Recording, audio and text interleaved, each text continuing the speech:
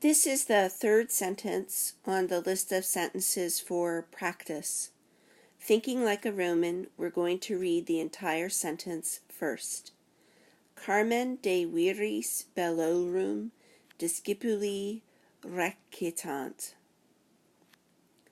Then I'm going to look at the vocabulary list. I notice that there is one preposition on the vocabulary list. That preposition is about and has to be followed by an ablative case noun. When I look at the sentence to find the preposition, I see de, and then I have to find the phrase that goes with it. To do that, I look for the first noun in the ablative case. I have a lot of different ablative endings to look at right now, and I see that there are one, two, three nouns after de. So where does the prepositional phrase end? Well, I'm going to have to decide which of those words has an ablative case ending on it. Let's start with we're. Weary is a second declension masculine noun. So I see it ends with is. I have to go to my pink chart and find the second declension masculine column and look at all of the endings in it. Where do I see is? I see that it is at dative plural, and if I keep looking, I also see that it is ablative plural. So this is my first ablative plural ending. That means I could end the prepositional phrase here, but I want to make sure that it doesn't end at the next word too, like they don't go together. So I'm going to look at that one just to be safe. Bellum belli is bellorum. That is a second declension neuter noun. When I look at the second declension neuter column on my pink chart and I look for orum, that's the ending I'm looking for, orum. And if I look at the whole column of endings, I see that orum is genitive plural. So now I definitely know that my prepositional phrase has to end at de viris. Carmen, the first word in the sentence, is the word poem, Carmen, Carmenis. I see that it is from third declension and it is neuter. I noticed, did you, that Carmen looks exactly the same as the nominative form. But then I remember that to check my neuter column, third neuter, to see if it can be anything else, because I just want to check, and also because when I look at my verb, I notice that the verb recitant ends with nt, which means that they, or it's a third person plural subject, and Carmen is singular, so like something's not right. So when I look at the third person neuter column, if I go down, I see at the accusative that it says S-A-N, same as the nominative. So that means that this is not only a subject form, but it's also an accusative form, which means it could be a direct object. And that makes sense because I can't make it be the subject because the NT tells me that the subject has to be plural. Bellorum is plural, but it's genitive, so it's not the subject. Then I've got discipuli, which ends with the letter I. Discipulus, discipuli. I see discipuli right here, so that means that this can be genitive. That's true, but I want to look at the other second declension masculine endings to see if it can be something else. And when I look at the second declension masculine endings on the pink chart, I notice that the letter I is also a nominative plural ending. So that means that this can be a plural subject. So if it has the possibility to be a plural subject and my verb is also plural, then that's when I'm going to make it. So I'm going to start this sentence with the word discipuli, or students, and then I'm going to put the verb in, the students recite, and then I'm going to say what they recite. That's the direct object.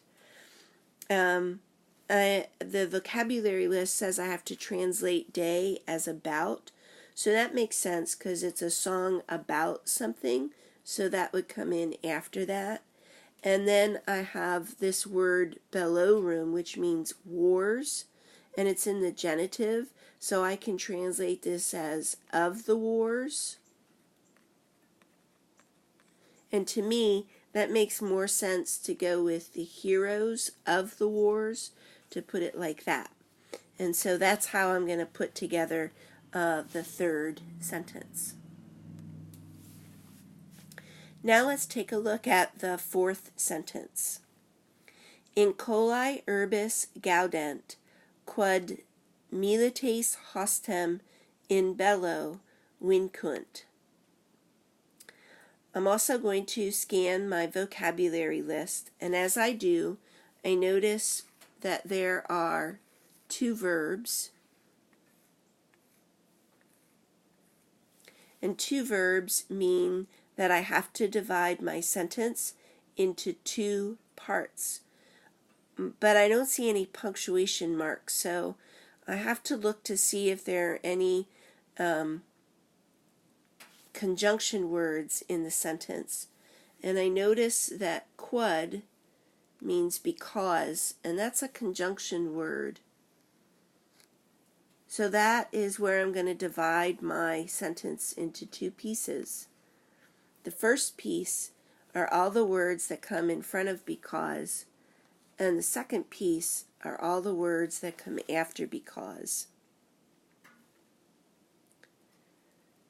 So I've got two little pieces to the sentence. I'm going to look at the first set of words, and then I'm going to look at the second set of words. I notice that the verb gaudent ends with the letters NT, so that means that my subject has to be in the third person plural. Maybe I'm going to use the word they, or maybe one of these nouns is in the nominative plural. So let me look at the nouns. I have incola, incoli, which is a first declension noun. This tells me that it's actually masculine. Most first declension nouns are feminine, but this must be an exception. So it's from first declension. The AE tells me that it's showing possession, but I have to look at the chart at the first declension to see if AE can be anything else. And in addition to being genitive, it can also be dative. That would make it an indirect object, but the word rejoice isn't like give, show, or tell, so that means I can't really have an indirect object, so it isn't going to be an indirect object. And then if I keep looking at the first declension feminine column, I see that AE is also a plural subject. And I need a plural subject because my verb is plural. So I'm going to make this the subject of the verb, and that makes sense. The inhabitants rejoice. Then I've got this word city. Like, do they rejoice the city? What does that mean? So urbs, urbis. Oh, look, I see the word right here. That means it's in the genitive form. It's a third declension feminine noun. I'm going to check my column to see if the IS can be anything else. And when I look at the third declension masculine feminine column on the pink chart, I don't see the letters IS in any other case except for genitive. So that means that This word urbis, of the city, I can translate it because of the fact that it's genitive. And I'm going to use it with the inhabitants. That makes a lot of sense to me. The inhabitants of the city rejoice. And then I put my because in. That makes a lot of sense too, because I want to know, why are they rejoicing? And now in the rest of the sentence, I'm going to learn why they are rejoicing. I notice in the next part of the sentence that I have a prepositional phrase, and it says on the vocabulary list that it has to be followed by the ablative case. So when I look at the preposition in and I look after it, the first noun that comes after it and the only noun that comes after it is bellow. So that has to be the prepositional phrase. While I'm there, I notice that my verb ends with an NT, and again, that means that my subject has to be plural. So I could use they as the subject, or maybe one of these nouns is actually in the nominative plural. So I need to find out. Miles militis, the IS, tells me that it's third declension, and this one is masculine. So when I go to my pink chart, I find the third declension masculine and feminine column, and I look down the column for the letters ES. And I notice right away that ES is nominative plural. So I'm going to stop looking and make that my subject, because I'm looking for a nominative plural subject. Then I have to find out what hostem is. I remember EM from when we first started to learn inflections, and this has to be accusative, so that's my direct object. That came together pretty quickly. So I know that I'm going to start my second sentence after I say because with milites, soldiers, and then go to the verb, which means conquer.